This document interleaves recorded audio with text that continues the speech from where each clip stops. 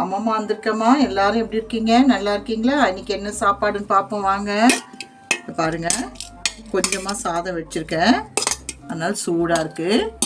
ஏன்னா பிரியாணி செஞ்சுருக்கேம்மா. சீரக சம்பா அரிசியில் நாட்டுக்கோழி போட்டு நாட்டுக்கோழி போட்டு நல்லா சாப்பாடு நல்லா வந்திருக்குமா. உதிரி உதிரியாக வந்துருக்குது பாருங்கள். இப்போ தான் டம் போட்டு எடுத்தேன்.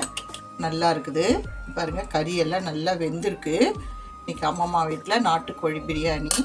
அடுத்தது பாருங்கள், நாட்டுக்கோழி குழம்பு வச்சுருக்கேம்மா. சூப்பராக 4 கிலோ வாங்கினம்மா இன்றைக்கி. இதை பாருங்கள், ரொம்ப அருமையாக இருக்குது குழம்பு. பாருங்கள், சூப்பராக இருக்குல்ல. அடுத்து தேங்காய் ஊற்றுறதுக்கு முன்ன கொஞ்சம் சூப்பாட்டம் எடுத்து வச்சுருக்கேம்மா. இது நல்லா காரச்சாரமாக இருக்கும், குடித்தா சளியெல்லாம் போயிடும். ஓகேவா? இன்றைக்கி அம்மம்மா வீட்டில் தான் சாப்பாடு தங்க. வாங்க தங்க. ஓகே, பாய்டி தங்க.